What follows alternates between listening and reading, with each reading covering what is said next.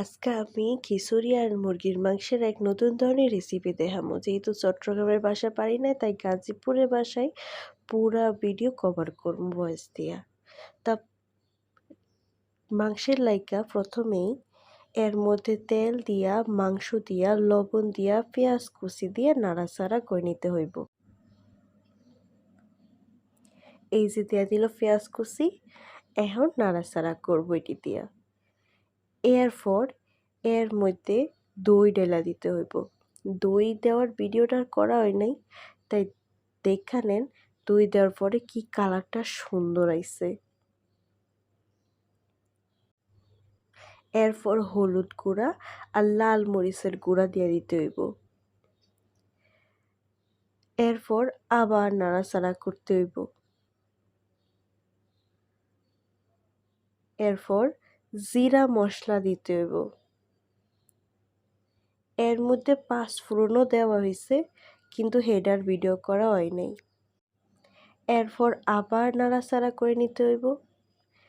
এরপর দেখেন কি সুন্দর একটা কালার আইছে। এরপর এর মধ্যে গড়ে পিসের কুয়াতে পানি আইনা পানি দিয়ে দেওয়া লাগবো।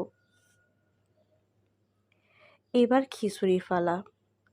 একটা বড় ডেক নিতে হইব। এই ড্যাগের মধ্যে তেল দিয়া, পেঁয়াজ কুচি দিয়া, লবণ দিয়া, তেজপাতা দিয়ে নাড়াচাড়া করে নিতে হইব। এরপর এর মধ্যে হলুদ গুঁড়া, লাল মরিচের গুঁড়া, দারচিনি, গোলমরিচ আর জিরা মশলা, পাঁচফোড়ন যা যা আছে সব ডাইলা নাড়াচাড়া করে দেওয়া লাগবো। অনেক মশলার নাম আমার মনে থাকে না, তাই মনে মনে কইরা কোয়া লাগে। এরপর ভিজানির ডালডি দিয়ে দেওয়া লাগবো।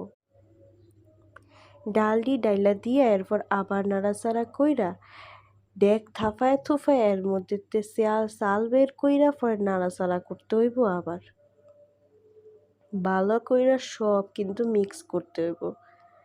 মিক্স কইরা তারপর এর মধ্যে পানি দিতে হইব, কিন্তু এর আলুগুলো মুরগির মধ্যে দিয়ে দিতে হইব, কারণ মুরগিগুলো হিজায় গেছে। দেখেন কি সুন্দর কইরা হিজাইছে আর কি সুন্দর কালার আইছে। এখন আবার হিজাইতে হইব, জাল দিতে হইব।